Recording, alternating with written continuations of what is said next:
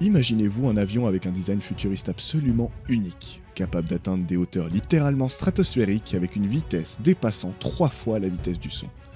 Un avion fait avec des matériaux exceptionnels. Non, pas besoin de vous imaginer quoi que ce soit.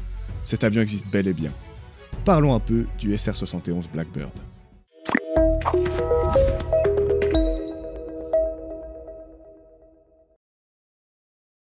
Le Blackbird est un avion de reconnaissance américain datant de la fin des années 60. La création du SR-71 Blackbird fait suite à l'obsolescence de son prédécesseur qui était l'avion espion U-2. Utilisé durant la guerre froide, l'U-2 était très performant, mais suite au développement des radars du côté de l'URSS, l'U-2 était devenu une cible de plus en plus facile à atteindre. C'est en août 1959 que commença le développement du Blackbird. Il devint absolument prioritaire dès le 1er mai 1960, suite à l'accident de l'U-2 du pilote Francis Gary Powers. Son U-2 fut abattu par un missile antiaérien soviétique. Le gouvernement américain a mandaté la fameuse entreprise de fabrication d'armement, Lockheed Martin, pour la création de cet avion hors du commun. Mais c'est une sous-division spéciale de l'entreprise qui s'est occupée du projet. Les Skunk Works sont un groupe d'élite qui bénéficie d'une grande autonomie, et ce sont eux qui travaillent sur les projets les plus novateurs et secrets. L'idée maîtresse était la suivante. L'invulnérabilité serait le fruit de l'altitude et de la vitesse, avec les objectifs suivants. Atteindre le double des plafonds et le triple des vitesses des meilleurs chasseurs de l'époque.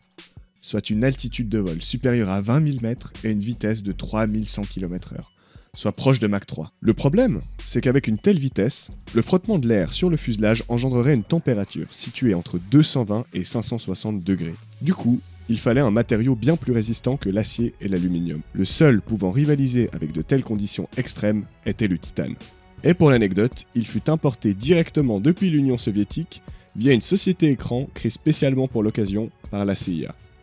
Pour ce qui est des vitres du cockpit, elles pouvaient atteindre une température de 150 degrés au cours du vol, ce qui obligea à la mise au point d'un verre spécial à base de quartz. L'intérieur du cockpit était également soumis à des conditions extrêmes. Pour vous dire, la température s'élevait à plus de 70 degrés à l'intérieur. Les pilotes devaient donc porter une combinaison pressurisée semblable à celle des astronautes pour piloter l'engin. À cause de la chaleur engendrée par la vitesse, le fuselage de l'appareil s'allongeait durant le vol. Et pour éviter que celui-ci se déchire, les ingénieurs ont construit un fuselage ondulé. Et à cause de l'ondulation, l'avion au sol fuyait énormément. Beaucoup de pièces qui devenaient étanches durant le vol à cause de la chaleur ne l'étaient donc plus lorsque l'appareil était garé. Le but étant qu'il soit parfaitement étanche lors des vols suite à la dilatation de son revêtement. Quelques chiffres maintenant. 280 millions. C'est le coût unitaire en dollars pour la production d'un SR-71 Blackbird. 32. C'est le nombre d'exemplaires construits entre 1968 et 1998, date à laquelle le SR-71 a été retiré. 3529. C'est la vitesse maximale atteinte par un Blackbird en km/h. 25 900. C'est la hauteur maximale atteinte par cet avion. 0. C'est le nombre d'interceptions réussies contre un SR-71 Blackbird. Cet avion n'a jamais été intercepté par un quelconque missile ou chasseur. Sa vitesse et son altitude étaient telles que personne ne réussissait à l'intercepter. Cet avion est tout simplement exceptionnel. Il s'agit d'un chef-d'œuvre de l'aviation dont je voulais vous en parler. Pour rappel, cet avion date des années 50 et à ce jour, aucun avion n'a réussi à battre de tels records.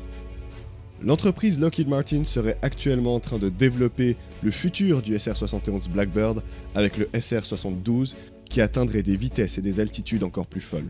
Voilà, c'est la fin de cette vidéo, j'espère qu'elle vous aura plu. Si vous voulez en apprendre davantage sur le SR-71 Blackbird, je vous conseille la superbe vidéo de Stardust que je vous mettrai en description.